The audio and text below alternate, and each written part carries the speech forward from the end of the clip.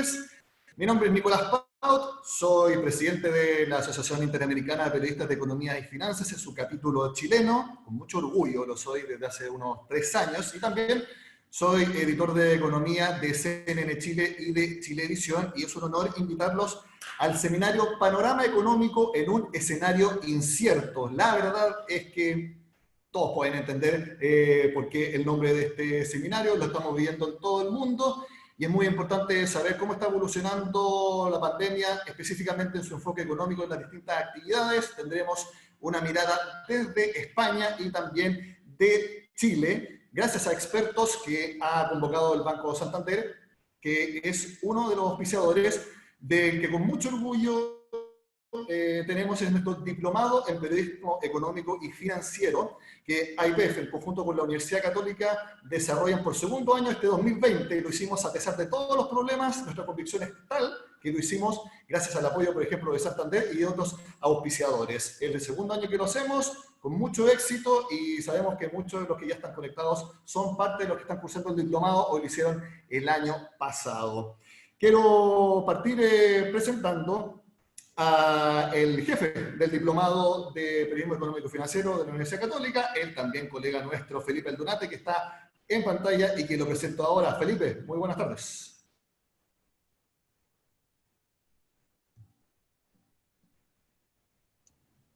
Ahí sí. Muchas gracias, Nicolás, y muy buenas tardes a todos que nos acompañan. Un saludo especial a los expositores que aportarán con importante contenido a este encuentro para analizar la profunda incertidumbre que tiene el escenario económico actual en Chile y el mundo. Donde no hemos tenido tanta incertidumbre en el programa de periodismo económico que estamos realizando en la Universidad Católica. En este momento ya estamos en las últimas semanas de este diplomado, que es realizado por segunda vez por la Facultad de Comunicaciones de esta universidad y que ya cuenta con unos 25 alumnos que vienen principalmente de medios informativos, así como algunas agencias o áreas de comunicaciones.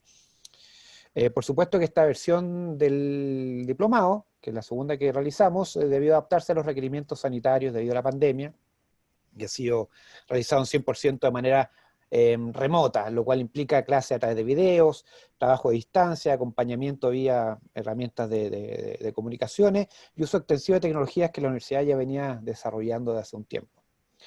Pese a estas adaptaciones, el diplomado mantuvo su estructura y programa con el objetivo de entregar herramientas conceptuales, analíticas y técnicas para desarrollar un mejor trabajo a la hora de crear contenidos con alta densidad de conceptos económicos.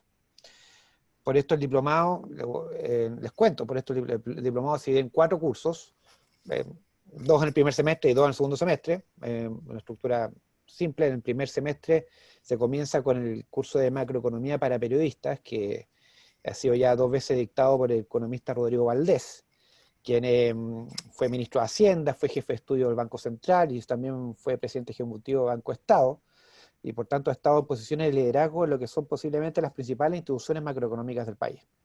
Es además un actor relevante en los debates que actualmente se dan en esa área.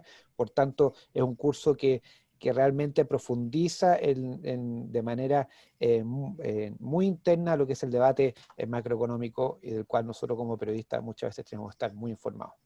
El segundo curso es periodismo de datos, encabezado por el periodista Juan Carlos Camus. Es un taller sobre herramientas tecnológicas y conceptuales para desarrollar contenido a partir de los muchos datos que ahora están disponibles a través de distintos formatos, pero con los que muchas veces nos cuesta trabajar. Eso es el primer semestre, eso ya terminó hace un tiempo. Ahora estamos en el segundo semestre, y que los 2 cursos del segundo semestre, del cual ya estamos ya en las últimas semanas, uno de ellos es Finanzas para Periodistas, que es realizado por el profesor Francisco Arrandonea, quien fue ese jefe de estudio y gerente general de una de las principales corredoras de bolsa del país. Es solo coincidencia decir que fue de Santander, la corredora de Santander, y quien ahora tiene una administradora de fondos.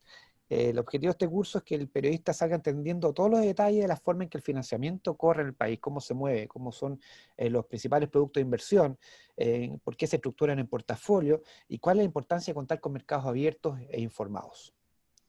El cuarto curso, llamado Periodismo de Empresas e Industria, lo hace Cristian Rodríguez, un ex editor por mucho tiempo de Economía y Negocios, y quien ahora dirige Radio Pauta. En este curso se profundizan en las claves de la relación entre los periodistas con las empresas, tanto de sus aspectos técnicos, como entender los estados de resultados, los desafíos éticos, desafíos de agenda y sociales que surgen en ese trabajo. Para esto cuenta con importantes colaboradores como líderes de entidades regulatorias, de entidades empresariales, consultores que van a las clases a exponer y conversar con los alumnos sobre esos desafíos. Hace poco también estuvieron, por ejemplo, Marilyn Luders, quien es la directora de Diario Financiero, para hablar de los desafíos éticos que surgen en este tipo de cobertura. También en la clase de ayer solamente estuvo Daniel Matamala, quien contó, por ejemplo, los desafíos de hacer investigación profunda en esta área que toca con las empresas.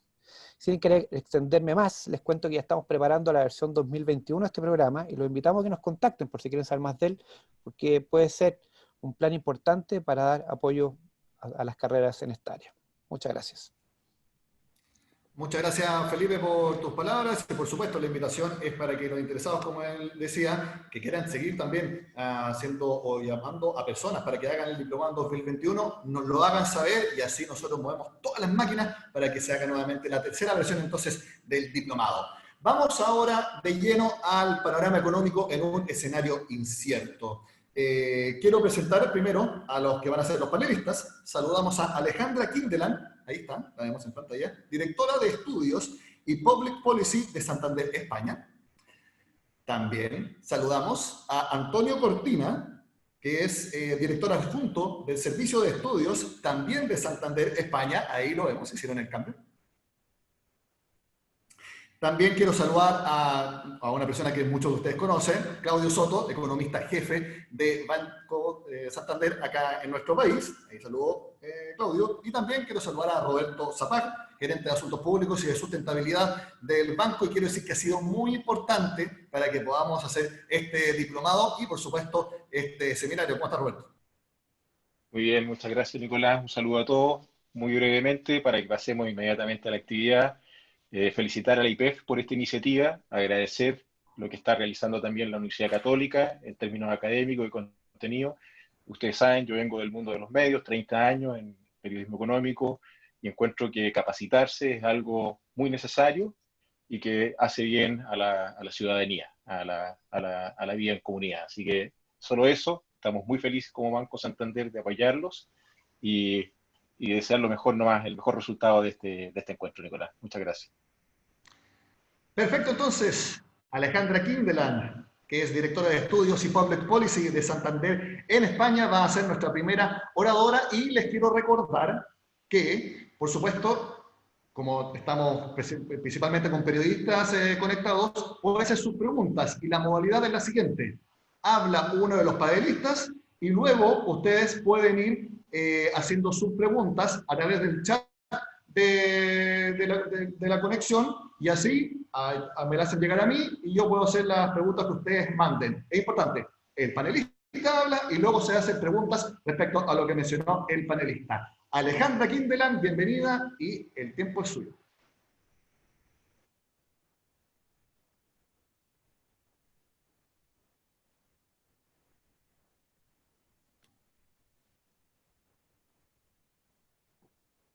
Perdonar, buenas tardes a todos. Estaba intentando desmutear al tiempo que compartía y todavía tenemos estas cuestiones técnicas que mejorar en algunos casos. Agradecemos muchísimo la invitación a participar en este seminario. Yo creo que es un momento tan importante, ¿no?, para compartir información, análisis, experiencias, y el que este año el seminario sea internacional y nos dé la opción de participar desde Madrid, desde nuestra sede del banco aquí en Boadilla del Monte, pues yo creo que es una gran oportunidad que agradecemos mucho al equipo del banco y por supuesto a los organizadores de este encuentro. Así que gracias, Nicolás, por la presentación, por contar con nosotros. Y bueno, nos hemos decidido repartir un poco entre Antonio Cortina y yo para hacerlo un poco más ameno.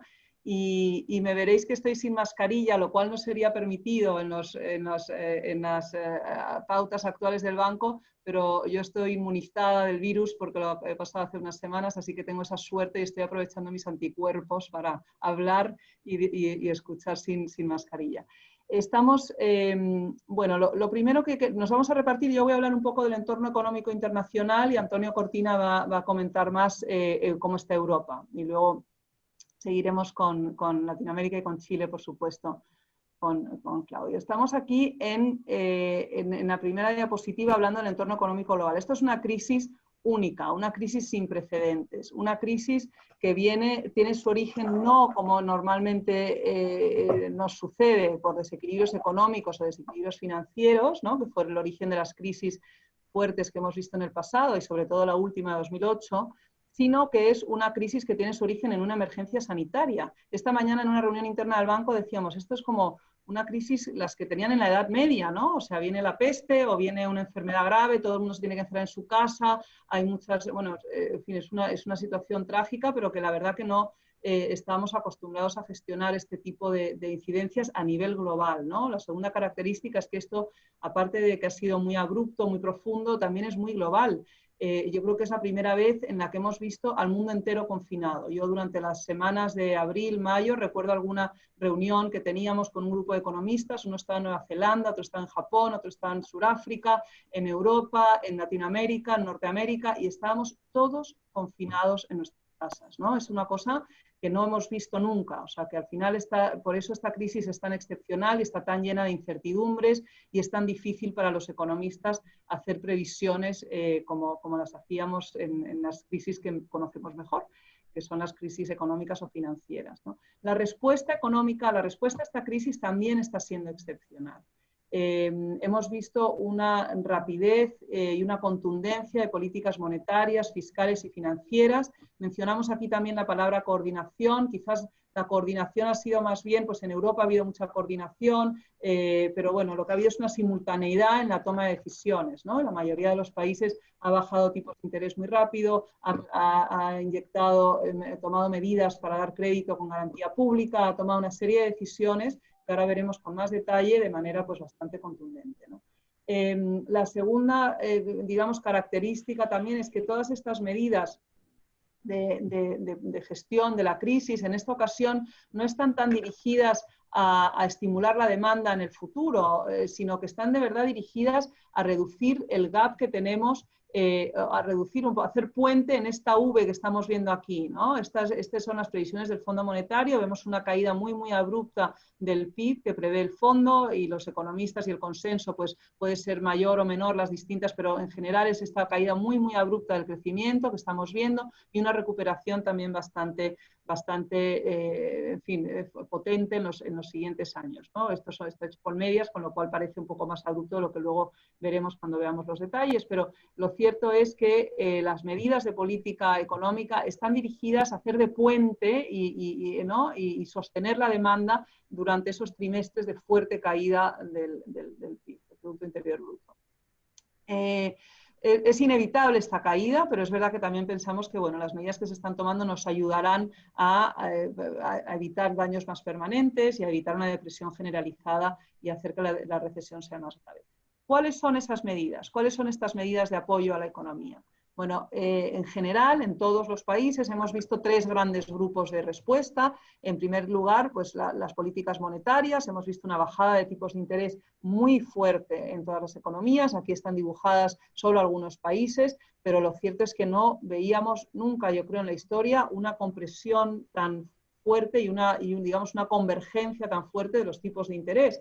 O sea, el pensar que en eurozona estamos con nuestra tasa de referencia en el 0%, en Estados Unidos en el 0,25%, pero Brasil al 2%, México al 4% y bajando, posiblemente veamos alguna bajada adicional. O sea, bueno, y por supuesto Chile, ¿no? No hablo de Chile porque eso ya lo conocen ustedes mejor, pero es verdad que es impresionante ver la convergencia y la bajada tan fuerte en los tipos de interés. Luego, en política monetaria no solo han bajado los tipos de interés, de hecho en eurozona no han podido bajar más porque ya estábamos en cero, pero está habiendo compras muy potentes, o sea, paquetes muy potentes de compras de activos por parte de los bancos centrales y financiación para impulsar el crédito. Esto, en la medida en que se están pues comprando, ¿no? Deuda pública, deuda privada, etcétera, libera capacidad de financiación tanto del sector público como del sector privado, y esto pues, es otra forma en la que los bancos centrales pueden estimular la economía, ¿no? apoyando el crédito. El segundo bloque de medidas son las políticas financieras. Hemos tenido, pues, digamos, a veces se llama pues apoyo regulatorio, ¿no? O sea, los reguladores están ayudando a que el sistema financiero pueda, por ejemplo, utilizar colchones de liquidez y capital que están ahí para los malos momentos, pero que en circunstancias normales, si se utilizan, muchas veces pues generan restricciones a la distribución de dividendos, por ejemplo, o restricciones a la distribución de bonos. En estos casos se han eliminado esas restricciones. Los bancos podemos utilizar esos colchones de capital y de liquidez, lo cual de nuevo pues libera también capacidad del sistema financiero a ayudar a la economía, ¿no? Y eso pensamos pues, que es una respuesta de nuevo muy adecuada, ¿no? Al mismo tiempo también se ha relajado la definición de morosidad, la regulación de provisiones, lo cual pues, también nos permite hacer estos programas de moratoria, ¿no? De payment holidays o de moratoria de pagos que se están también implementando en la mayoría de los países, si no en todos, ¿no? Al menos en los que nosotros tenemos actividad. Tanto en Europa como en Latinoamérica. Y finalmente, el tercer bloque serían las políticas fiscales. Hemos visto también, como decía antes, programas de crédito con garantía pública, esquemas de protección al desempleo, ¿no? de protección a los más vulnerables, retraso en los impuestos, incluso condonación de impuestos. En fin, tenemos un montón de medidas de apoyo fiscal, lo cual es también una novedad. Muchas veces en las crisis en el pasado, a veces pues lo que se ha exigido en algunos casos ha sido, cuando son sobre todo crisis financieras, son políticas de austeridad, ¿no? Y en este caso pues la tendencia es al revés, al menos en el primer impacto, ¿no? En el muy corto plazo. En este sentido, pues como digo, la respuesta es distinta a la situación anterior, incluso también en economías emergentes, donde estamos viendo una notable capacidad también de muchos gobiernos para aplicar políticas anticíclicas, y Chile yo creo que aquí es un buen ejemplo, ¿no? Y estamos viendo también el resultado de esas políticas en el sentido de que bueno, se está frenando, aunque no lo parezca, porque las caídas del PIB en el primer y sobre todo en el segundo trimestre han sido muy fuertes, pero sí que pues vamos a ver un freno a ese deterioro gracias a estas medidas de política económica. Bueno, ¿cuál es el escenario nuestro con todo esto, teniendo en cuenta estas medidas, el fuerte deterioro del PIB, etcétera? La verdad que tuvimos fortísimas discusiones al principio de la crisis sobre la forma, ¿no? De si va a ser una V, si va a ser una L, si va a ser una W, si va a ser una U, ¿no? Unas discusiones, bueno, que parecen muy sencillas cuando lo simplificamos así, pero la verdad que son difíciles o sea, recuerdo discusiones muy intensas, ¿no? ¿Cuándo, cómo tendremos una recuperación? Inicialmente parecía que íbamos a tener unos rebotes muy rápidos, ¿no? Que en este tipo de crisis, pues a las pocas semanas recuperamos los niveles precrisis, y ahora la verdad que estamos viendo que, bueno, nos puede llevar un poco más de tiempo, ¿no? De hecho, lo que vemos son Vs asimétricas, digamos, ¿no? No es una V como la que veíamos pintada en el gráfico de la entrada, sino más bien lo llaman la forma de Nike, ¿no? De Nike, la V que cae, pero que luego tarda un poquito más en recuperarse. ¿Y por qué? Bueno, pues o sea, esta forma, ¿no? El hecho de que la recuperación tome más trimestres se debe a varias cosas. Primero, los confinamientos o los lockdowns han sido más largos de lo que pensábamos inicialmente, han sido también, en fin, estamos viendo que va a haber un impacto importante sobre la deuda pública y la deuda privada, lo vemos aquí en el gráfico a la derecha, y eso pues, puede tener implicaciones en el crecimiento a futuro. Estamos viendo también cambios permanentes en la demanda, estamos viendo que a veces por la propia dinámica de los confinamientos e incluso por los comportamientos de los consumidores a raíz de la crisis sanitaria, están yendo a las grandes, pues a comprar por internet en lugar de ir a los comercios locales, y eso pues tiene un impacto, ¿no? En la composición de la demanda. Y luego tenemos también, por supuesto, pérdida permanente de actividad en los servicios. Si no hemos ido al cine durante el confinamiento, pues no vamos a ir al cine ahora muchas veces para compensar eso, con lo cual ahí hay simplificando mucho, hay una pérdida, digamos, permanente de actividad en algunos servicios que no se va a recuperar, ¿no? O si no nos fuimos de vacaciones, etcétera, ¿no? Y finalmente, bueno, los comportamientos, las medidas de distanciamiento social, que tienen un impacto también en los aforos de los lugares públicos, etcétera, pues eso también puede tener un impacto más permanente. Nosotros hasta julio veíamos revisiones continuas a la baja de las previsiones económicas, ¿no? De todos los agentes, tanto del Fondo Monetario, en nuestro caso la Comisión Europea, los distintos gobiernos, bancos centrales, etcétera. A partir de julio parece que las previsiones tocaron un poco un suelo y ya pues vemos un horizonte un poquito más estable, ¿no? El problema es que nos fuimos de verano en agosto, los que estamos en verano, y cuando volvimos pues nos vimos con, bueno, que la situación de la pandemia en Latinoamérica o en América en general, también en Norteamérica, continúa siendo bastante acusada, y que en Europa empezábamos a ver, pues parecía, ¿no?, segundos brotes o segundas oleadas que la verdad que, bueno, nos hacen tener que estudiar muy a fondo qué es lo que puede pasar a partir de ahora. Como digo, el escenario base hasta ahora era una recuperación gradual, donde veíamos, en nuestro caso, la mayoría de las economías recuperando los niveles pre-crisis, los niveles de final del 2019, a lo largo del año 2022. A lo largo del año 2022. Estados Unidos lo hace un poco mejor, se recupera antes, por toda la munición que ha conseguido meter en su economía, por bueno, la política del gobierno federal que ha reducido, ¿no?, o ha hecho confinamientos menos estrictos, etc. Y en otros países pues la recuperación toma un poquito más de tiempo en función de la situación de cada uno, ¿no?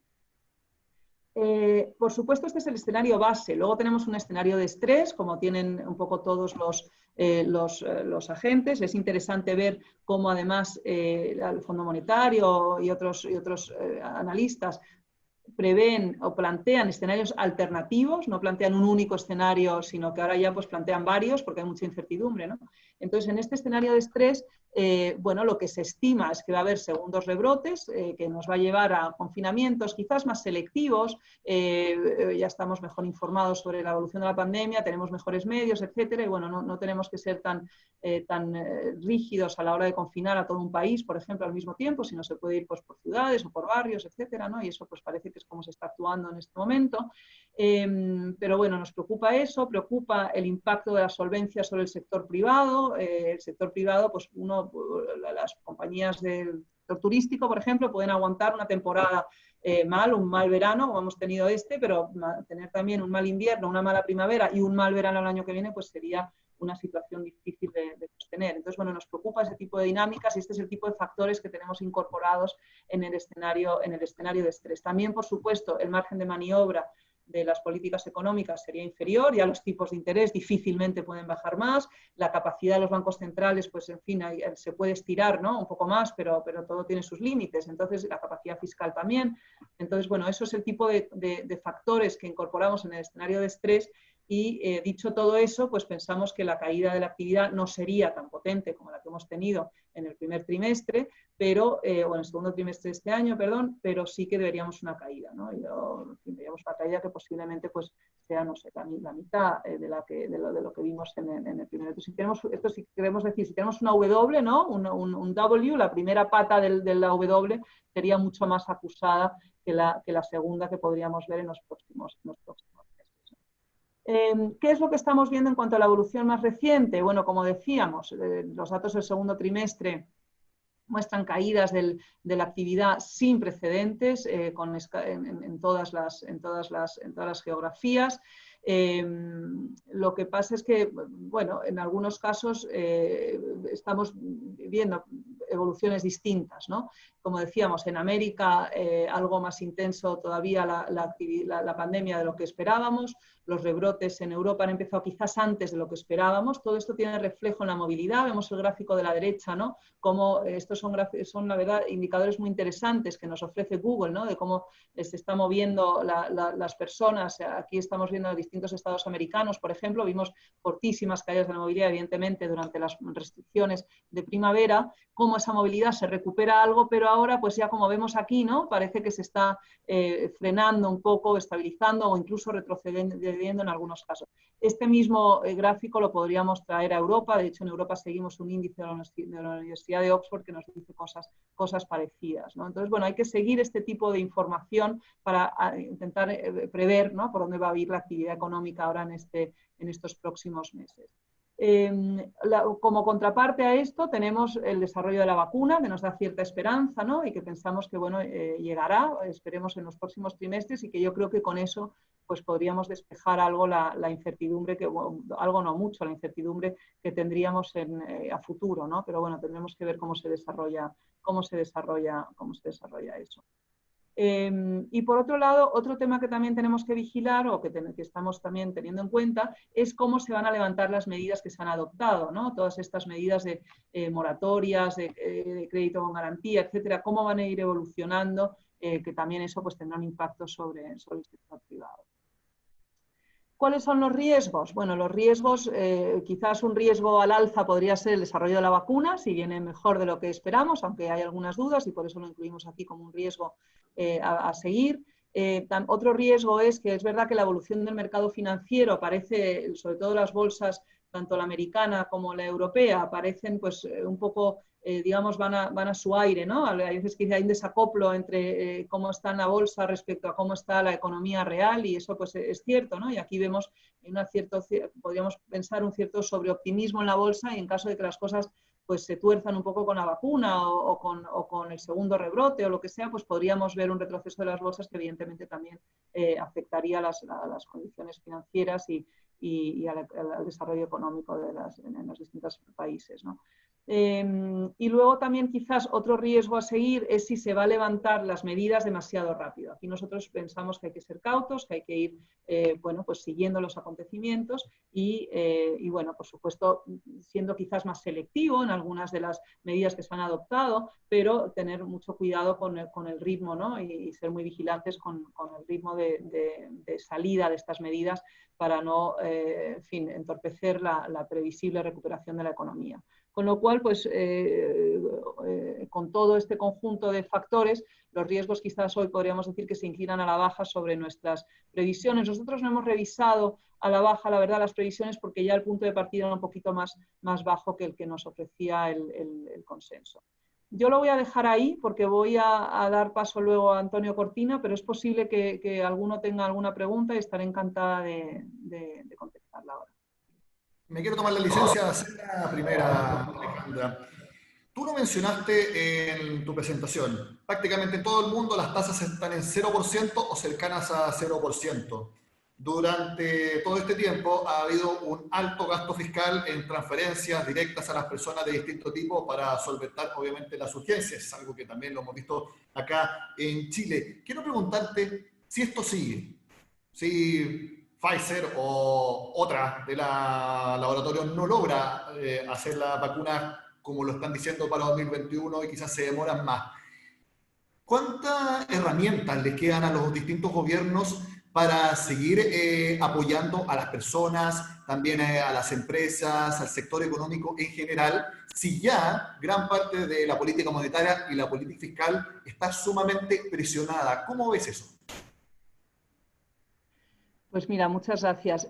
Yo creo que aquí, en fin, es cierto que ya, yo que digo, esto se puede estirar algo, pero tiene sus límites, ¿no? Pero sí que hay una cierta capacidad. O sea, al final, sobre todo los bancos centrales tienen un compromiso muy fuerte con ayudar. En la medida en que ellos sigan comprando deuda pública y deuda corporativa, pues liberan capacidad de actuación tanto de los gobiernos como del sector privado y esto, bueno, pues ahí hay un cierto margen, ¿no? Y además no queda otra, Nicolás, o sea, al final yo creo que aquí esto es la situación más grave que hemos vivido en nuestra historia reciente y de hecho en el caso de España, que conocemos bien la serie económica, pues en 150 años solo hemos visto unas caídas del PIB tan abruptas en 4 ocasiones, en nuestra guerra civil y en 2 guerras importantes que tuvimos en el siglo XIX, con lo cual es muy difícil de pensar, ¿no? Bueno, en fin, que se va a acabar la munición. Yo creo que aquí hay que seguir apoyando a la economía real, por supuesto, con medidas que tengan sentido y sabiendo que esto pues, va a tener un límite, porque esto acabará cuando tengamos una vacuna efectiva o cuando haya una suficiente inmunización de rebaño, digamos, ¿no? Bueno, pues yo creo que si en la gripe española, que mal llamada gripe española, por cierto, de principios del siglo anterior, duró 3 años y medio, pues yo creo que en el siglo XXI y con las herramientas que tenemos hoy, pues seremos capaces de combatir este virus en mucho menor tiempo, ¿no? Con lo cual, pues yo creo que tenemos que tener la esperanza puesta en que a mediados del año que viene viviremos un escenario muy distinto y que los países, por supuesto, habrán hecho todo lo que tengan que hacer para soportar y aguantar a la situación de los más vulnerables. Me llega una pregunta, Alejandra, y es bien simple. ¿La economía mundial, cómo la ves? ¿Aguanta otro 2021 como fue 2020?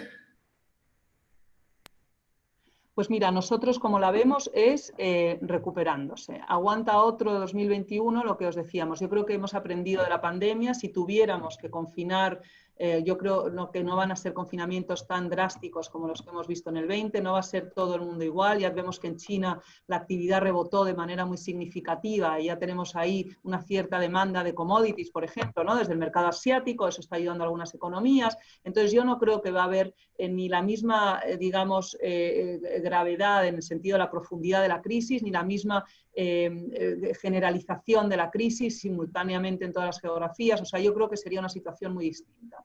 Con lo cual no vemos ese escenario, no vemos una situación en que el 21 sería igual de malo del 20, para nada, no lo vemos.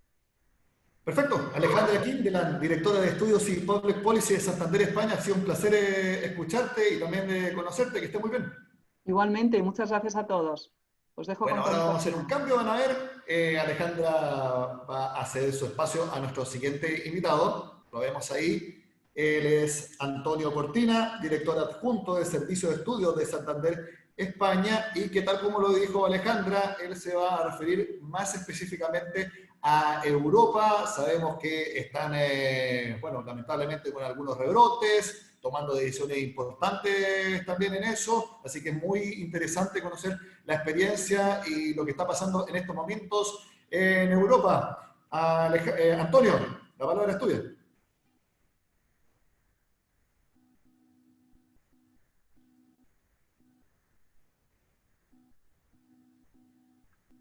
Gracias, Nicolás, y gracias, en fin, reitero los agradecimientos de Alejandra por participar y reafirmar que es un placer estar con vosotros, ¿no? Bueno, yo creo que mucho, prácticamente todo lo que ha dicho Alejandra de la economía global se puede decir también de la eurozona, ¿no? De la zona euro, que como sabéis bien es aquella parte de Europa que comparte una moneda, que comparte el euro. No todos los países de la Unión Europea están integrados y no todos los países europeos forman parte de la Unión Europea, ¿no? Como por ejemplo ilustra bien el caso del Reino Unido. En la eurozona no solamente compartimos moneda y un banco central, sino que compartimos también una regulación en muchísimos ámbitos económicos y de otro orden, y además tenemos una integración comercial y financiera muy intensa, ¿no? Alrededor del 70% del comercio exterior de los países de la zona euro tiene lugar con otros países de la zona euro, ¿no? Y lo mismo sucede con los lazos financieros. Y a pesar de eso, lo que hemos visto en esta crisis, como también lo vimos de algún modo en la crisis anterior, durante la crisis financiera, es que una perturbación que es común, como es el virus, ha tenido un impacto muy distinto en las distintas economías de la zona euro, ¿no? Por poner un ejemplo, pues lo que esperamos para este año es que la zona euro caiga alrededor de un 8%, su Producto Interior Bruto, y eso va a ser consistente con caídas que van a superar el 10% en el caso de España, y sin embargo otros países como Alemania pues tendrán una caída que probablemente no alcance el 6%, e incluso algunos países nórdicos pues tendrán una caída del orden del 4%, ¿no? O sea que hay un comportamiento muy diferencial. ¿Por qué esto? Bueno, pues hay varias razones. La primera es que el efecto de la pandemia ha sido muy variado, ¿no? Si vemos en el gráfico de la derecha los casos confirmados por millón de habitantes, vemos que España lamentablemente está muy a la cabeza. Y luego vemos una panoplia de países que han tenido una incidencia muy distinta. Finlandia mucho más baja, Alemania tampoco particularmente elevada. Francia, sin embargo, bueno, pues relativamente alta, si quitamos España, había una incidencia muy distinta, ¿no?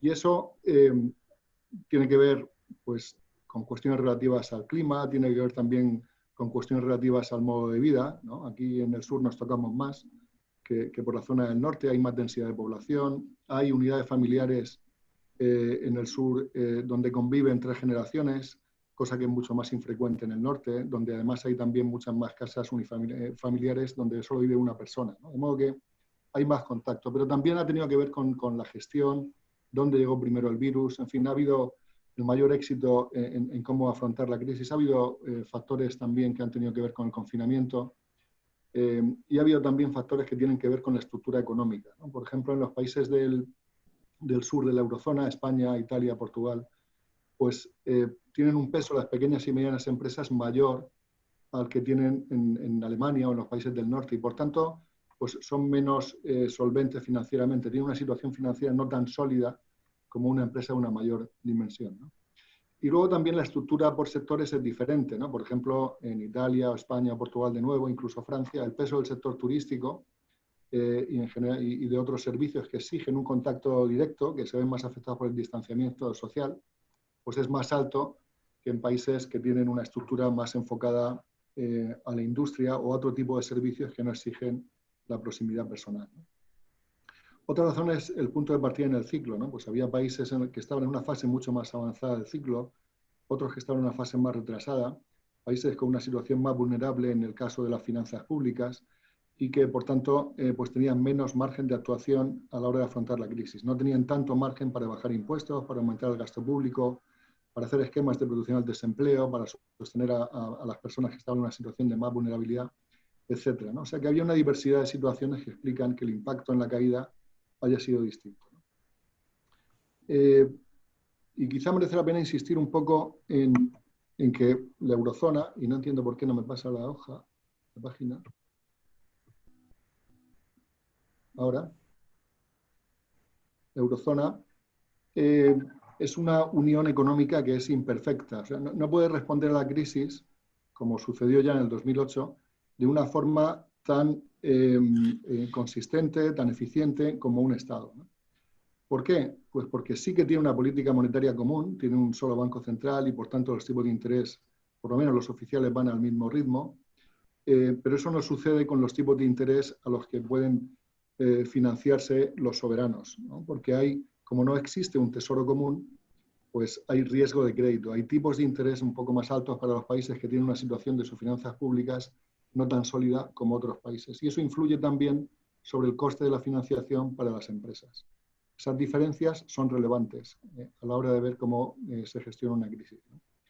Tenemos también políticas fiscales, pero son nacionales. No existe un presupuesto de verdad para afrontar crisis como existe en cualquier Estado.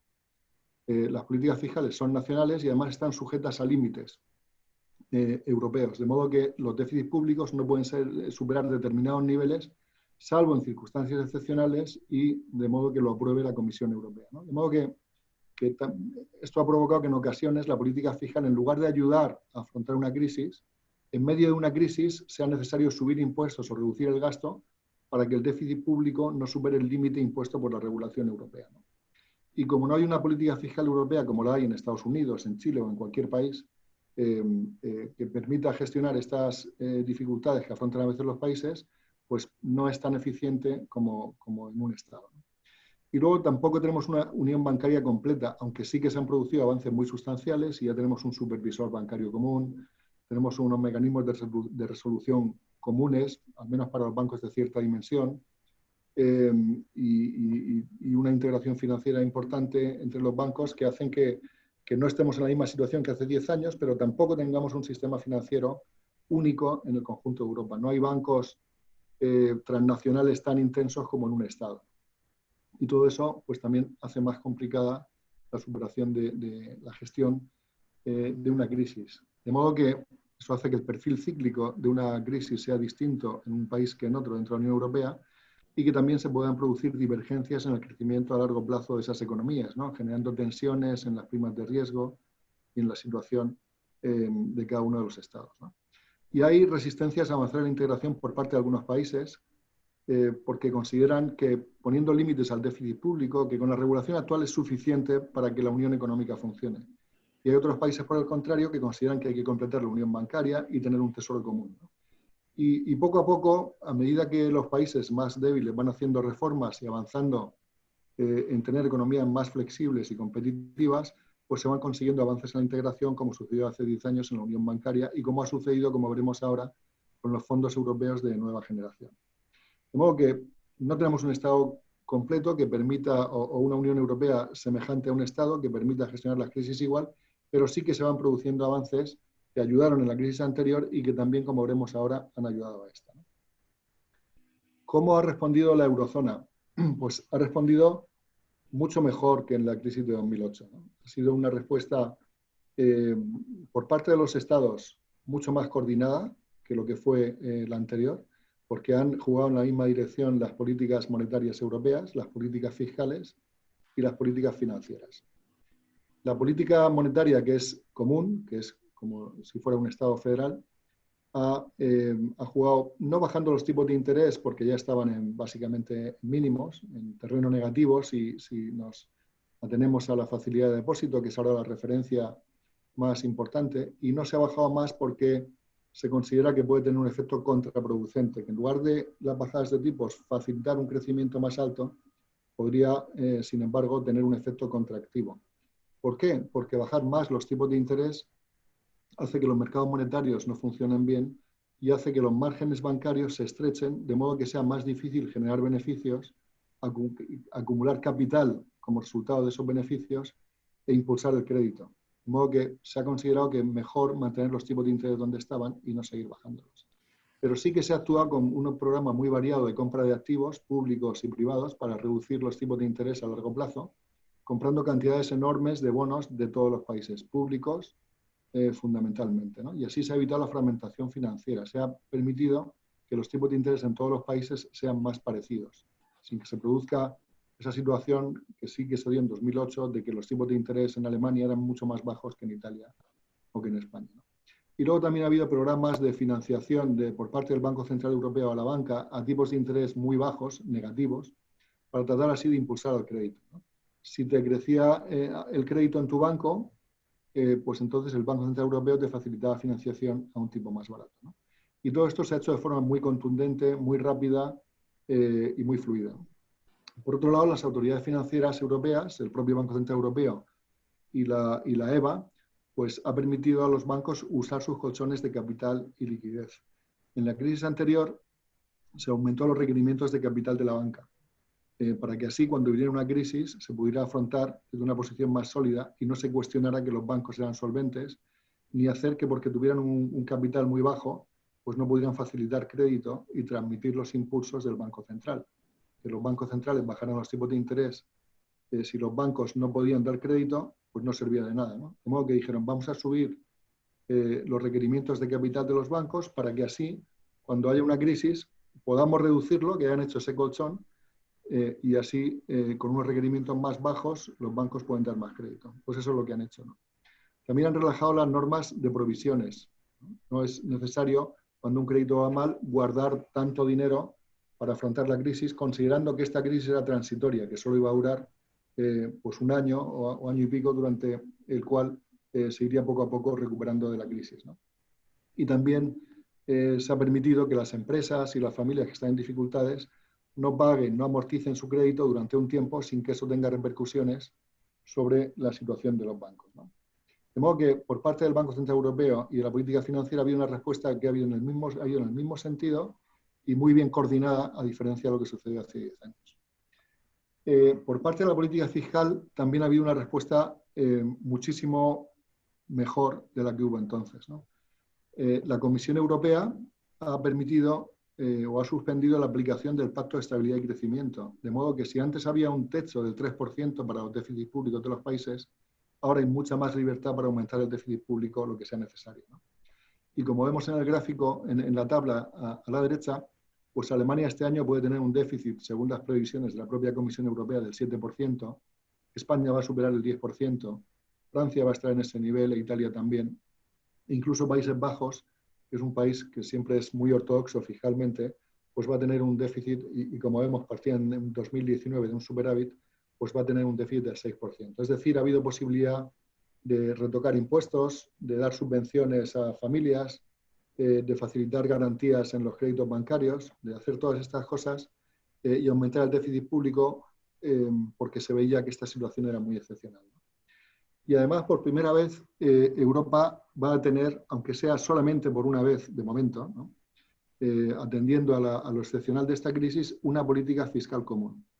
Se ha dotado algo completamente nuevo, un fondo de recuperación con aproximadamente 750.000 millones de euros, que viene a ser alrededor del 6% del PIB de la eurozona, para impulsar el gasto público y facilitar la recuperación económica. Un gasto que tiene que estar ligado, además, para que tenga un carácter estructural y permita avanzar a Europa en los campos de futuro, tiene que estar ligado a proyectos ligados a la digitalización del sector público y privado y al sostenimiento medioambiental, a la transformación de la economía basada en el carbono a una economía más respetuosa con el medio ambiente.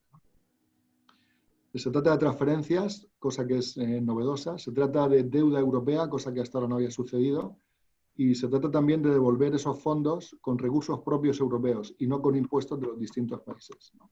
De modo que se trata de un cambio muy importante que veremos si para el futuro se mantiene y conseguimos tener un tesoro común, y este es el inicio de ese tesoro común, pero bueno, que va a ser muy importante para la recuperación y también para el futuro de Europa y para asentar un proyecto que a veces se pone en cuestión cuando las cosas van mal. ¿Qué perspectivas tenemos? Bueno, pues esto va a depender de que haya una segunda ola intensa, de cómo se gestione esa ola y de cómo sea la política económica, ¿no? En el escenario base, lo que incluíamos, en el escenario fundamental, que es el que tenemos aquí en la tabla de la derecha, lo que considerábamos es que había 3 meses de confinamiento intenso, como así sucedió, y después había un desconfinamiento regular, manteniendo pautas de distancia que hacían que muchos sectores de servicios no pudieran estar operando al 100%, ¿no? Y que también habían cambiado las pautas de comportamiento de los consumidores, por ejemplo, en el transporte, en cómo pasaban sus vacaciones o sus actividades de ocio. Y también que hay muchas actividades, muchos cambios que se han producido durante estos meses que van a tener un carácter permanente, ¿no? Por ejemplo, las compras a través de Internet, en cierto modo, probablemente no van a mantener los niveles que se alcanzaron en los periodos del confinamiento, pero seguramente se van a estabilizar en niveles mayores a los que tenían antes de la crisis COVID, porque los hábitos de las personas pues, han cambiado. En el escenario alternativo contemplamos que hay un rebrote del virus intenso, aunque no tiene un efecto tan duro como el que tuvo la primera ola. ¿Por qué? Pues porque hemos aprendido de los mejores países, de los países que han gestionado el confinamiento mejor, porque tenemos una situación médica en los hospitales con una dotación mucho mejor, porque los hábitos de las personas han cambiado en el uso de mascarillas, y eso se ve, por ejemplo, en que la carga vírica de las personas que están ahora con la enfermedad es sensiblemente más baja de la que había en la primera ola de la crisis, y es por las medidas de protección y de distanciamiento, y también porque hay test mucho más masivos de los que había antes, y porque hay también, aunque no todo lo intenso que nos gustaría, pues un seguimiento y monitorización de las personas que han estado en contacto con los enfermos, ¿no? Entonces asumimos que el choque será como un 50% del que hubo sobre el PIB, en el caso de una segunda ola intensa, del que hubo en esta pasada primavera, ¿no? Otro factor importante para ver qué sucede con el futuro son qué hacemos con las políticas económicas, ¿no? Y aquí lo que asumimos es que en 2021 se van a prolongar las políticas expansivas que hemos visto en 2020, que va a haber una cierta reorientación de las políticas en el sentido de que tal vez no se mantengan las empresas de forma indefinida, porque eso podría dar lugar a empresas zombies que no son viables, y por tanto se tratará también a través de distintos incentivos de reorientar las ayudas hacia empresas con más futuro, que se faciliten así una reasignación del trabajo y el capital hacia empresas con más potencial de crecimiento en el futuro, ¿no? En todo caso, lo que vamos a ver es una evolución de sectores mucho más diferenciada que en el pasado, una aceleración de la digitalización y una necesidad enorme de abordar profundas reformas estructurales para mejorar el potencial de crecimiento, para afrontar las situaciones de mayor desigualdad que vamos a ver y para redefinir el papel del sector público en muchos ámbitos. Hay ámbitos como la sanidad y la educación que van a necesitar un impulso en el gasto y una reformulación de políticas, y otras áreas que habrá que focalizar más, no en un estado del bienestar tan amplio, sino más focalizado en tareas redistributivas para los sectores que verdaderamente lo necesitan. Y esto es un poco lo que quería contaros, ¿no? Confiamos en que la situación vaya mejorando de forma gradual. Seguramente no lo va a hacer con la intensidad que esperábamos antes del verano, y veamos hasta que haya una vacuna, pues algunas políticas de confinamiento no tan intensos, pero varios, así graduales, cada ciertos meses. Y bueno, pues esperemos que de todos los proyectos que hay relativamente avanzados de las vacunas, pues alguno fructifique, y en la segunda mitad del año que viene pues pues empiece a distribuir de una forma intensa. Gracias, Antonio.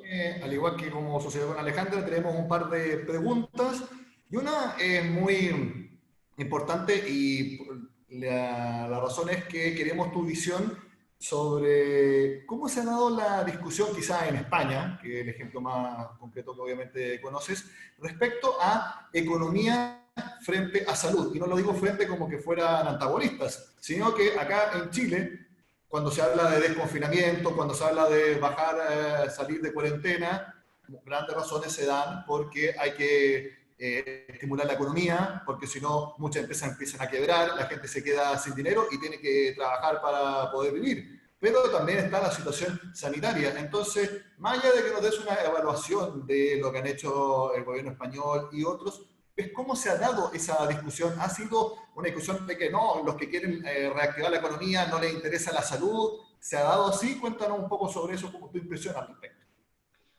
Bueno, yo creo que este es un asunto controvertido, y controvertido no solamente en la opinión pública, sino en si verdaderamente hay una diferencia o se puede elegir una cosa o la otra, ¿no? Hay algunos estudios que se hicieron en la pandemia de comienzos del siglo XX, en la que muestra que al final, si hay una enfermedad, la gente va a cambiar sus hábitos, sus decisiones y se va a retraer en su movilidad, incluso si la norma no obliga a ello, ¿no?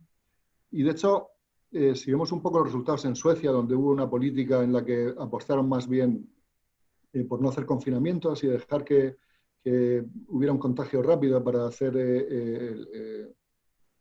para así evitar que en un plazo relativamente breve la enfermedad siguiera existiendo, ¿no? Por comportamiento de rebaño, pues la movilidad ha caído de una forma muy parecida a otros países nórdicos, que es con quien hay que compararlos porque se parecen más en términos culturales y también climáticos o de densidad de población. O sea que no está muy claro que eso sea así. Y tampoco está claro si dice, bueno, voy a apostar por la economía, por el crecimiento y voy a desconfinar, si eso es una buena estrategia y si verdaderamente prima la economía, ¿no? Veamos que en algunos países se desconfinó, tal vez, visto desde hoy, es difícil decirlo en el momento tal vez, pero visto desde hoy, demasiado rápido, y eso puede obligar a un nuevo confinamiento y a la larga, el haber apostado por la economía, tener un impacto más negativo a la larga sobre la economía, ¿no? De modo que al final no está claro que puedas elegir una cosa u otra. Yo creo que lo más importante es afrontar el problema de salud. Es verdad que hay que conciliar, que no puedes cerrar toda la economía a cualquier coste, porque bueno, porque los costes económicos acaban siendo también costes de salud y costes sociales importantes. Pero no está claro que haya una dicotomía clara, y lo que hay que tratar de hacer es que los desconfinamientos pues estén asociados a políticas inteligentes en cuanto a testeo, seguimiento, monitorización y aislamiento de las personas que están contagiadas. Es decir, más a un confinamiento selectivo con una buena preparación que a elegir entre una cosa y la otra, ¿no? Sí, la otra pregunta que llegó Antonio es respecto a un aspecto que tú mencionabas sobre integración económica, integración financiera, integración también en las decisiones. En Latinoamérica, cada país decidía con sus propias políticas, con su propia forma de ver las cosas.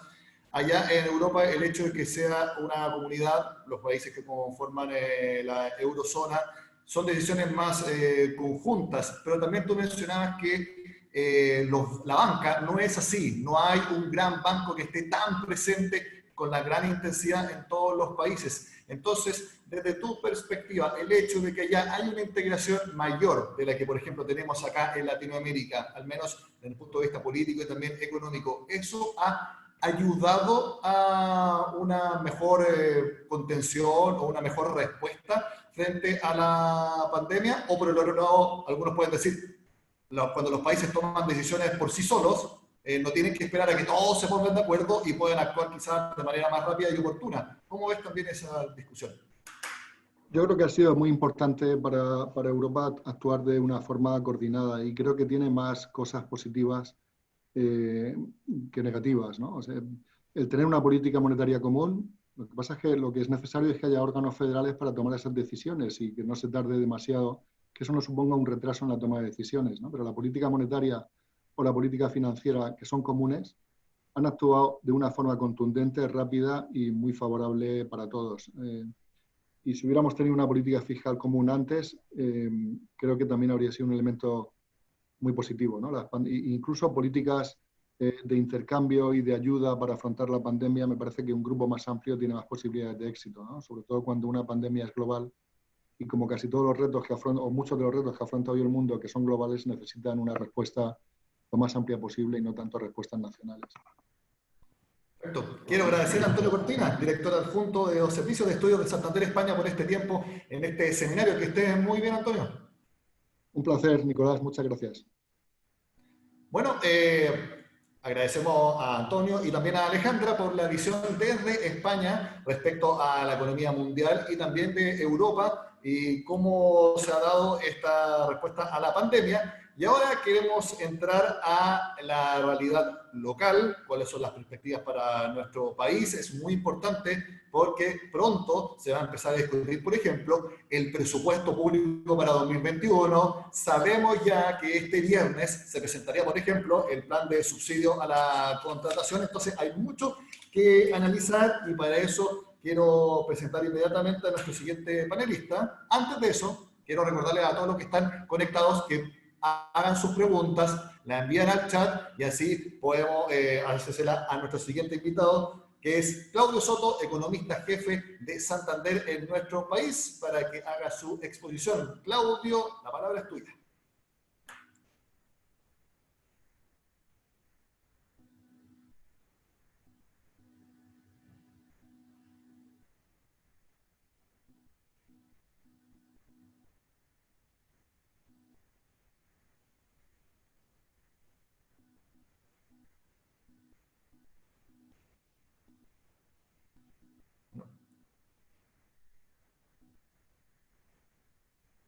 Perdona, Nicolás, Roberto Zapaja acá. Claudio, estás sin micrófono.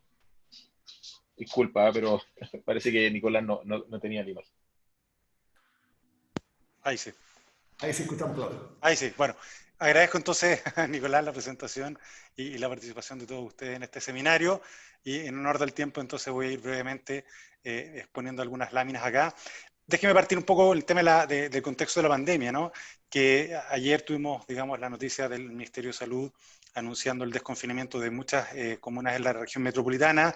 Eso significa que la movilidad que ya había venido aumentando va a aumentar aún más.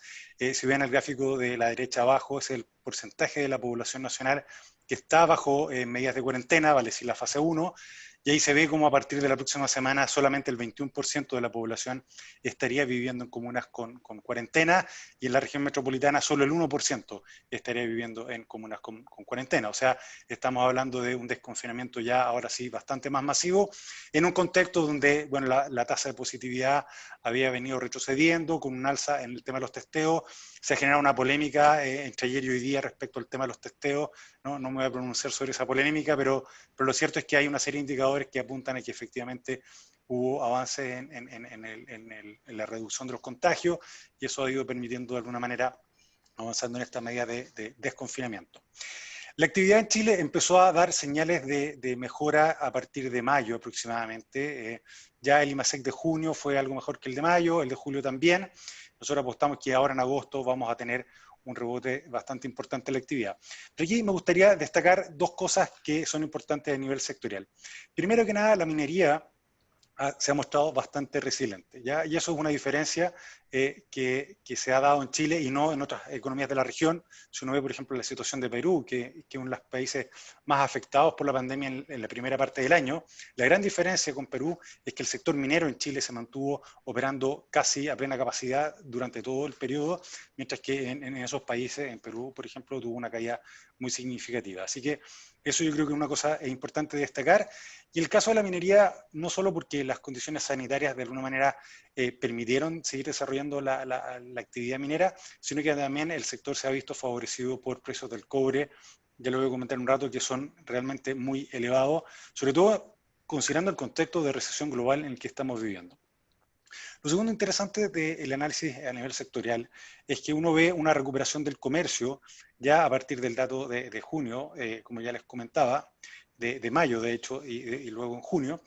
Y esto se da previo al desconfinamiento. Entonces tenemos una mejora en el sector comercio que se da previo al desconfinamiento, y eso que refleja que de alguna manera el sector fue adecuándose a la nueva realidad, se fueron desplegando los canales de venta digital, fueron cambiando las cadenas logísticas, o sea, hubo una cierta capacidad de adaptación del sector que le permitió, incluso previo a que se iniciara el desconfinamiento más masivo, empezar a mejorar su ritmo de actividad. Y por último quiero destacar lo que está pasando en la construcción, lo que estaba pasando con la construcción, que es la línea gris que se ve en el gráfico de la derecha, que su caída más intensa es justamente en junio, cuando se intensifican las medidas de confinamiento. Y eso refleja que el sector construcción estuvo muy castigado, pero más bien por razones físicas, de imposibilidad de las personas acceder a las obras. Y esto, por lo tanto, va a significar que una vez que se están levantando las medidas de cuarentena, vamos a tener un rebote bastante importante en ese sector. Ahora, en el margen, lo que sabemos es que la fuerte inyección de liquidez que han recibido los hogares ya se está viendo reflejado en el consumo. Aquí se están combinando tres elementos que han dado impulso al consumo. Primero que nada está el desconfinamiento, que empezó de manera más gradual en agosto y se ha seguido intensificando en septiembre, pero ya tenemos una suerte de desconfinamiento a partir de agosto. Lo segundo son las dos fuertes inyecciones de liquidez que recibieron los hogares. Por una parte, se empezaron a percibir los apoyos fiscales, ¿no es cierto? El ingreso familiar de emergencia, etcétera, ya empezó a sentirse en los bolsillos de las personas, empezaron a recibir ese dinero. Y lo otro importante, ciertamente, es el retiro de fondos de pensiones, que inyectó mucha liquidez a los hogares y que se ha visto reflejado en varios indicadores de consumo que nosotros estamos siguiendo.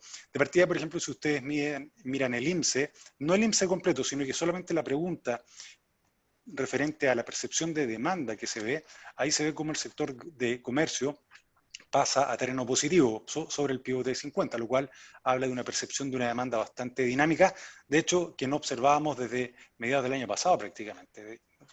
Pasamos varios meses con percepción de demanda bajo el pivote 50 y ya en agosto esto se ve sobre el pivote 50. Otro antecedente que tenemos son las ventas de automóviles, uno de los primeros datos adelantados que tenemos de la actividad comercial y del consumo, y se ve este rebote bastante importante que tenemos en agosto. Nosotros hacemos seguimiento, por ejemplo, a las transacciones de las tarjetas de crédito, también se ve un alza bastante importante en agosto y en lo que va de septiembre, reflejando que se ha generado bastante dinamismo en la demanda, producto de estas inyecciones de liquidez y del proceso de desconfinamiento. En este contexto es donde las proyecciones de crecimiento se han revisado al alza para el año. Ahí vemos las proyecciones del Banco Central, ¿no es cierto?, que estaban en un rango entre menos 5,5 y menos 7,5 para el año, es sobre el IPOM de junio, y en el IPOM de septiembre eso se revisó al alza hasta un rango de menos 4,5, menos 5,5. Y si uno ve la encuesta de expectativas económicas, también hay una mejora de las previsiones para este año a partir del dato de junio, que fue el momento más bajo. De ahí en adelante las revisiones han sido al alza, y yo apostaría a que probablemente veamos incluso revisiones al alza en las próximas encuestas. Nosotros estamos trabajando por ahora con un rango de crecimiento para el año de entre menos 5 y menos 6% aproximadamente, pero bueno, hoy día, con lo que comentaba hace un momento de la apertura a partir del próximo lunes de varias comunas, seguramente eso va a incrementar aún más la movilidad y vamos a ver que se pueden empezar a desplegar de manera bastante más rápida una serie de actividades. Ahora, riesgos persisten, obviamente, y yo diría que el riesgo más importante en el corto plazo es el tema de los rebrotes. Acá está una gráfica que compara un poco la evolución de los países europeos que han tenido rebrotes en la pandemia y la situación de Chile. Acá destacan dos cosas, ¿no?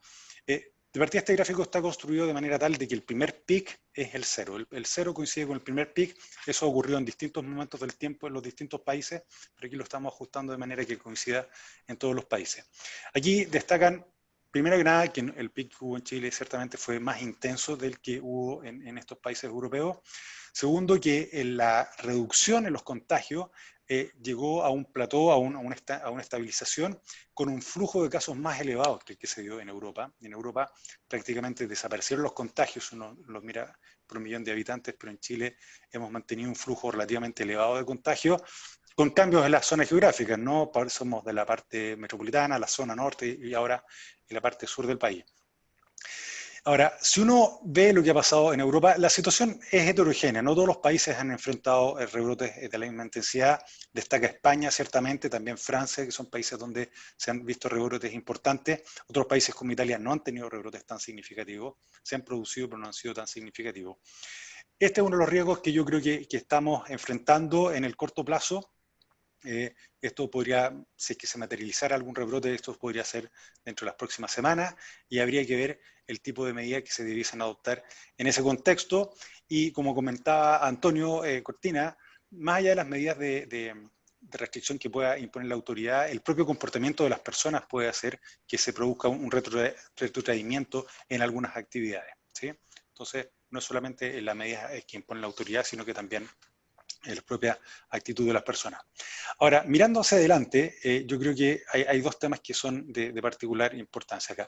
Primero que nada es qué va a pasar con la inversión. La inversión este año está muy castigada por dos razones. Uno, por restricciones físicas que han impedido que se desarrollen proyectos de inversión, sobre todo en la parte de infraestructura. Y lo segundo es que se percibe obviamente una demanda más débil que hace que muchos proyectos no sean viables desde un punto de vista económico. Hacia adelante, si uno ve lo que nos muestra el catastro, hay muchos proyectos que se están reprogramando. Entonces, no es que hayan salido del pipeline, sino que más bien no se pueden hacer este año por las restricciones físicas y más bien podrían empezar a materializarse a partir del próximo año en la medida que las condiciones sanitarias lo permiten. La recuperación de la inversión es clave para que la economía vuelva a reactivarse. El mercado laboral, ya lo voy a comentar en un segundo, es probable que siga bastante débil y eso va a tener repercusiones sobre el consumo. Por lo tanto, la inversión debiese ser el gatillo que nos lleve a ir recuperando el crecimiento hacia adelante. Y si uno ve más lejos aún, si uno ve en el mediano plazo, lamentablemente lo que hemos visto son revisiones sistemáticas a la baja de las perspectivas de crecimiento de mediano plazo para la economía. Ahí están las distintas consultas que se hacen a los comités de expertos del Ministerio de Hacienda respecto al PIB tendencial. La consulta del 2019, ahí se ve que estábamos con rangos de crecimiento entre 2,5% y 3%, y la consulta que se hizo ahora para el presupuesto que viene la próxima semana rebajó esto a rangos entre 1,5% y 2%. O sea, hemos tenido revisiones sistemáticas a la baja que han persistido, y lo cual habla de una economía que va a estar creciendo a tasas muy lentas por varios años. Si uno piensa que la población en Chile crece aproximadamente a un 1%, estamos hablando aquí de un crecimiento del PIB per cápita que estaría entre 0,5 y 1%, lo cual es una tasa muy baja de crecimiento del PIB per cápita, considerando las aspiraciones que tenemos como sociedad de acceder a mayores niveles de bienestar. Así que yo creo que aquí hay un desafío muy importante que pasa no solamente por el tema de la productividad, de la inversión, como les mencionaba, sino también el tema de la productividad, que es un tema que ha estado en el debate, pero lamentablemente ha sido muy difícil de ponerle foco y poder implementar políticas que vayan a una mejoría. Respecto al mercado laboral, más allá del tema del desempleo que ha subido fuertemente aquí, bueno, lo han destacado varios analistas de la plaza, lo más importante ha sido la pérdida de empleo. La tasa de desempleo en este sentido no está siendo un buen indicador de lo que está pasando en el mercado laboral, porque hay mucha gente que ha salido de la fuerza de trabajo, ¿no? Entonces, gente que sale de la fuerza de trabajo, que hoy día las encuestas no reflejan que son personas que no están trabajando, no quedan bien capturadas. Entonces por eso es importante fijarse más bien en la tasa de empleo. Ahí se ve cómo se han perdido casi 2 millones de puestos de trabajo, y hay mucha gente que está considerada empleada porque mantiene el vínculo laboral con las empresas, pero hay gente que no está asistiendo físicamente a sus lugares de trabajo porque están en el programa de protección del empleo. Son algo más de 700.000 personas que están en el programa de protección del empleo. Lo que nosotros vemos es que hacia adelante vamos a tener un fenómeno que va a ser relativamente paradójico, ¿no? Vamos a tener una recuperación relativamente rápida del empleo en algunos sectores. En el comercio, por ejemplo, con las aperturas que estamos viendo hoy día, seguramente vamos a tener una recuperación importante del empleo. Lo mismo en el caso de la construcción. Una vez que se levantan las cuarentenas y las obras se pueden reiniciar, vamos a tener que la construcción va a ser capaz de absorber a una buena cantidad de puestos de trabajo, que son, a propósito, los dos sectores que más destruyeron puestos de trabajo. Hay otros sectores donde no se va a producir una recuperación tan rápida del empleo. hay una serie de sectores de servicio donde tenemos una situación que es un poco más estructural, si uno quiere, o más persistente. Así que no vamos a tener recuperaciones tan rápidas del empleo ahí. Pero lo que va a pasar también es que muchas de las personas que salieron de la fuerza de trabajo van a empezar a reincorporarse a la fuerza de trabajo y van a empezar a buscar empleos. La gente que salió de la fuerza de trabajo lo hizo ya sea porque físicamente no podía buscar trabajo por las medidas de cuarentena, o más bien porque estaban desalentadas, porque consideraban que si empezaban a buscar trabajo era muy baja la probabilidad de encontrar un empleo, por lo tanto preferían simplemente no buscar trabajo. Eso seguramente va a cambiar ahora y vamos a tener un aumento fuerte en la tasa de participación nuevamente, que debiese reponerse a niveles similares a los que teníamos previo a la pandemia, junto con un aumento en la creación de empleo. Pero en el neto, lo que va a pasar acá es que la tasa de desempleo seguramente va a subir. La tasa de desempleo medida tradicionalmente como lo hacemos con las encuestas. Así que no sería de extrañar que sigamos viendo aumentos de la tasa de desempleo juntos con aumentos del empleo. Ahora, esas tasas de desempleo más altas van a reflejar de mejor manera la situación que estamos viviendo en el mercado laboral. Yendo un poco a las medidas de política, bueno, ahí vemos un poco lo que ha hecho el Banco Central, ¿no es cierto? Primero, a través de su baja de tasa de interés, que la llevó a lo que el Banco Central considera el mínimo técnico. Podemos discutir mucho sobre el mínimo técnico, si realmente ese es el número o no, pero lo cierto es que el Banco Central evaluó que es el mínimo y llevó rápidamente la tasa hasta ese nivel. Y lo segundo han sido las medidas de estímulo más bien cuantitativos que ha hecho el Banco Central de manera bastante inédita. Ahí se ve la hoja de balance del Banco Central, una parte de la hoja de balance son los activos del Banco Central, que si ustedes se fijan, a lo largo del tiempo ha sido bastante estable, pero en los últimos meses tiene un aumento muy significativo, lo cual refleja estas políticas de estímulo no tradicionales que ha implementado el banco a través de las líneas de financiamiento, la LCL y la línea FSIC, que son justamente para inyectar liquidez al sistema a través de la banca.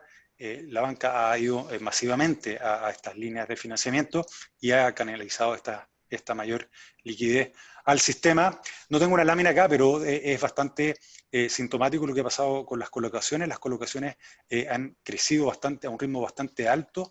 Si uno ve la correlación histórica entre el crecimiento del PIB y el crecimiento de las colocaciones, nunca se había dado este fenómeno de crecimiento fuerte de las colocaciones con contracción en la actividad. Lo destacó el Banco Central en su IPOM, este carácter contracíclico que han tenido las colocaciones, que en parte importante se debe a las medidas de apoyo de liquidez que ha implementado el Instituto de Emisor. Bueno, en este contexto hemos tenido una caída en las tasas de interés. No voy a detenerme mayormente acá para ir avanzando. Quiero comentar brevemente lo que está pasando con el tipo de cambio. Yo creo que esto es importante. El tipo de cambio, si bien en estos 2 últimos días hemos tenido una reversión, pero en general habíamos tenido una apreciación importante de la moneda en el país, y aquí había 3 fenómenos jugando. Primero que nada, hasta hace 2 o 3 días atrás teníamos un debilitamiento global del dólar. En general, el dólar ha estado más débil un poco porque la política monetaria en Estados Unidos ha sido particularmente expansiva, en términos relativos ha sido más expansiva que en otras partes, y eso generó una cierta debilidad del dólar. Eso hizo que el peso medido respecto al dólar se fortaleciera. Lo segundo es el precio del cobre. China logró salir de la pandemia relativamente rápido y eso ha hecho que su economía crezca a tasa positiva, no particularmente elevadas, pero sí está creciendo China, a diferencia de la mayor parte de los países del mundo. China tiene tasas de crecimiento positivo y eso ha hecho que haya más demanda por cobre y eso ha elevado fuertemente el precio del metal. Hay que agregar esto, sin embargo, también que hay un tema de restricción de oferta, no por lo que está pasando en Chile, como les comentaba, la minería en Chile ha seguido operando a tasas relativamente saludables, por lo que ha pasado en otros países, sobre todo en Perú, donde tuvimos una caída muy fuerte de la minería en el primer semestre, y eso hizo también que la oferta se contrajera y eso ha ayudado también a que el precio del cobre esté bastante elevado. Y el tercer factor es un poco las necesidades de liquidez del gobierno. El gobierno ha estado liquidando activos en moneda extranjera. Hemos visto ventas bastante fuertes de dólares en las últimas semanas y seguramente vamos a seguir viendo esto de aquí a fin de año y eso también va a tener una cierta presión sobre la moneda que va probablemente a neutralizar lo que está pasando en los otros frentes. Lo que ha estado pasando en estos 2 últimos días es que el dólar a nivel global se ha apreciado un poco producto de los datos decepcionantes, sobre todo en Europa esta semana se conocieron datos de los sectores de servicios que no fueron buenos, que reflejaron el impacto que están teniendo estos rebrotes justamente en las economías de la zona euro, y eso hizo que el dólar se tendiera a fortalecer en términos relativos. Y lo otro es que el precio del cobre también tuvo un cierto retroceso. Eso ha implicado que el tipo de cambio se nos esté revirtiendo, y por lo tanto estas ventas de dólares que está haciendo el fisco van a tender a compensar un poco estos otros factores. Déjenme, para ir cerrando, comentar brevemente sobre el tema fiscal. Durante varios meses tuvimos que la ejecución del gasto no era particularmente acelerada, lo que teníamos era una ejecución algo más alta del gasto corriente del gobierno, pero que se contrapesaba con una ejecución bastante débil del gasto de capital. ¿Por qué el gasto de capital está creciendo poco? Bueno, porque las propias restricciones físicas impiden que se puedan ejecutar muchas obras públicas, pero también porque seguramente el gobierno ha estado haciendo algún tipo de espacio al gasto en general, al conjunto del gasto, a través de una ejecución quizá algo más lenta del gasto de capital para favorecer el gasto corriente, que es justamente donde se reflejan las transferencias y los subsidios que llegan a las personas. Recién en el dato de julio vimos que se aceleraba el gasto corriente y ahí realmente vimos reflejados el impacto de las transferencias y los subsidios. Esto va a seguir seguramente durante agosto, así que debiésemos ver una aceleración del gasto en la segunda parte del año. Ahora, si uno ve lo que está pasando con el déficit en general, la fuerte caída que estamos viendo en el déficit se debe más que a una aceleración del gasto. Algo de aceleración del gasto hay en la punta, pero no es tan significativa. Todavía eso va a aumentar en los próximos meses, pero lo que ha sido más significativo es la caída de ingresos. ¿Y a qué se debe esta caída de ingresos? Fundamentalmente a las medidas de apoyo que ha hecho el gobierno. El retraso en los pagos de contribución, el retraso del pago del IVA, etcétera, etcétera, ha implicado una merma importante de los ingresos. De hecho, la propia Dirección de Presupuesto entregó cifras de qué es lo que hubiera pasado con la recaudación o con los ingresos fiscales si es que no se hubieran implementado estas medidas de apoyo, que es la línea celeste punteada que se ve en el gráfico de la izquierda. Ciertamente hubiéramos tenido una caída de los ingresos por la situación macroeconómica, pero la caída no hubiera sido tan intensa como la que estamos viendo ahora, porque esto refleja un poco las medidas de apoyo. Esto es importante porque estas medidas de apoyo se revierten de manera más o menos automática de aquí a algunos meses más, así que debiésemos ver un rebote por lo menos en la parte de los ingresos fiscales, y eso pensando un poco en lo que va a ser el déficit del próximo año. Para este año nosotros estamos revisando nuestra previsión de déficit. Nosotros estimábamos que el déficit iba a cerrar en torno al 10% del PIB y ahora estamos viendo más bien un déficit que podría estar entre 7,5 y 8%, porque hemos visto que el despliegue del gasto ha sido un poco más lento, eso por una parte. Y lo segundo es que hemos tenido algunos factores que van a favorecer una mejor recaudación de aquí a fin de año. Primero, el precio del cobre, ¿no es cierto?, que ha estado en niveles muy elevados y que va a terminar el año con un nivel promedio bastante más alto del que se pensaba hace unos meses atrás. Y lo segundo es que la actividad seguramente también va a terminar contrayéndose menos de lo que se pensaba inicialmente. Así que ese conjunto de factores van a hacer que terminemos con un déficit algo más bajo. El próximo año vamos a tener una reversión de este déficit por esta reversión automática de algunas de las medidas de apoyo, pero vamos a mantener un déficit todavía elevado. Vamos a ver los números la próxima semana, lo que proyecta el Ministerio de Hacienda, pero seguramente vamos a tener un déficit que se va a mantener relativamente elevado. En todo caso, en este contexto, las primas por riesgo han venido retrocediendo, no solo en Chile, sino que en general en las economías emergentes y de la región. Y en el caso de Chile, las primas por riesgo todavía están algo por sobre lo que veíamos previo a la pandemia, pero están bastante más bajos de lo que llegamos a ver en el pic que fue por ahí por abril, fines de marzo, comienzos de abril. Eso es más o menos lo que tenía en una cáscara de nuez, como dicen los norteamericanos, lo que estamos viendo como panorama económico para Chile. Perfecto, Claudio. También tengo un par de preguntas que han llegado por parte de las personas que están conectadas. Una tiene que ver con algo que pasó esta mañana. El Banco Central informó que va a empezar a quitar algunas de las medidas de estímulo que había implementado, no inmediatamente, sino que de forma paulatina, porque cree que la volatilidad que se esperaba, debido principalmente al retiro del 10% de los fondos de pensiones, ya estaría mermando. ¿Tú estás de acuerdo en que es bien el timing en que el Banco Central empieza a hacer esto? Sí, Bueno, efectivamente, el Banco Central ha implementado dos tipos de medidas. Una son realmente de estímulo, medidas de estímulo, y otras son medidas de contención de la volatilidad, por así decirlo. Y dentro de ese conjunto de medidas estaban algunas de las que están levantándose ahora, que eran más bien medidas preventivas para evitar excesiva volatilidad, sobre todo en el contexto del retiro de fondos. Por ejemplo, si uno ve las tasas de los depósitos, porque una de las medidas que está haciendo el Banco Central es dejar de comprar depósitos, y lo que hemos visto en general es que las tasas de los depósitos han estado bastante estables, e incluso transándose por debajo de la tasa de política monetaria, lo cual habla de una situación bastante sana desde ese punto de vista. Por lo tanto, me parece que es acertado ir retirando estas medidas, porque lo cierto es que la realidad no justifica su permanencia. Perfecto. Y bueno, también vamos a hacer otra pregunta, al igual que los otros dos panelistas. Y esto tiene que ver, Claudio, también varias personas preguntaron respecto, tú mencionaste harto el tema de los ingresos fiscales. Y también antes mencionaste el tema de los ingresos de las personas. Y que debido a que un mercado laboral que puede seguir bastante débil, muchas veces han dicho economistas como tú o otras personas, de que siempre se recupera primero la actividad, pero después se recupera el mercado laboral. Y el hecho de que los ingresos de las personas todavía puedan tener riesgos. ¿Crees tú que el gobierno, que ahora va a anunciar el presupuesto público la próxima semana, debiera considerar un aumento de gasto público importante, pensando en que haya que extender el ingreso familiar de emergencia, pensando que quizás haya que hacer otro bono COVID? Sabemos que está el fondo COVID de 12.000 millones de dólares en el Congreso, pero respecto a eso, ¿debiera considerarse un mayor gasto público en caso de esto se pueda extender varios meses?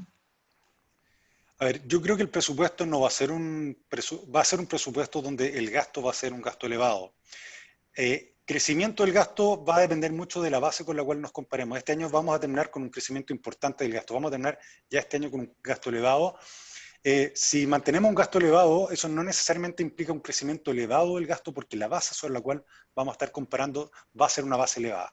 Así que seguramente este año vamos a tener una tasa de crecimiento bastante elevada. No vamos a llegar a los 2 dígitos, vamos a estar algo por debajo de los 2 dígitos en términos de crecimiento del gasto, pero el nivel sobre el cual vamos a estar pivoteando para el próximo año va a ser un nivel elevado. Por lo tanto, debiésemos ver en el presupuesto una tasa de crecimiento bastante más baja, pero una tasa de crecimiento que podría estar entre el 3 y el 4%, y eso va a significar de todas maneras mantener un volumen de gasto elevado el próximo año. Ahora, la composición del gasto va a ser muy importante, porque una de las medidas, bueno, ya se ha anunciado que se va a anunciar el programa de subsidio al empleo, que va a requerir bastantes recursos fiscales. El gobierno también ha anunciado paquetes de infraestructura importantes también, bastante vía concesión, que no implica gasto fiscal, pero también hay una serie de proyectos que sí implican gasto fiscal directamente. Entonces va a haber demanda bastante fuerte por ese lado para que la economía pueda ir reactivándose gradualmente. Respecto al mercado laboral, es importante destacar lo siguiente. Yo creo que a nosotros nos pilla la pandemia justo en una fase de transición del mercado laboral que estábamos viviendo ya desde hace algún tiempo. Hemos visto una serie de sectores que han avanzado en la automatización de procesos. Es una cosa que se ha discutido hace bastante tiempo. En Estados Unidos, donde este proceso de automatización venía avanzando rápido, no se generó un detrimento particular en el mercado laboral. Pero si uno ve lo que ha pasado en Chile, sí se vio una pérdida de dinamismo en la creación de empleo ya desde hace algún tiempo. Estoy hablando de hace un par de años atrás. Y eso seguramente va a continuar y seguramente se va a acelerar durante la pandemia. Hemos visto que varios sectores se han ido adecuando a la automatización y han sido forzados a adecuarse a la automatización producto de la pandemia, y eso va a implicar que haya sectores que tradicionalmente absorbían mucha mano de obra que lo hagan de manera bastante más lenta de aquí hacia adelante. Y si a eso sumamos el hecho de que vamos a persistir todavía por varios meses más con la pandemia latente, y por lo tanto las actividades más intensivas en mano de obra, que son las que requieren más interacción social, van a estar más castigadas, eso va a dificultar bastante entonces la reactivación del mercado laboral, y de ahí es importante, por lo tanto, las medidas de apoyo que pueda entregar el gobierno. Claudio Soto, economista jefe del Banco Santander en Chile, gracias por esta conversación dentro de este seminario, el panorama económico en un escenario incierto, que también tuvo a Alejandra Kindelan y Antonio Cortina del Banco Santander en España. Te agradezco mucho, que estén muy bien, Claudio. Muchas gracias a ti, Nicolás, y gracias a todos ustedes. Y también le quiero agradecer a todos los que han estado en este seminario. Terminamos y los invito a que vean, si es que no han ingresado al diplomado de Periodismo Económico Financiero que hemos desarrollado con la Universidad Católica, ténganlo en cuenta para el próximo año. Que estén muy bien, buenas tardes.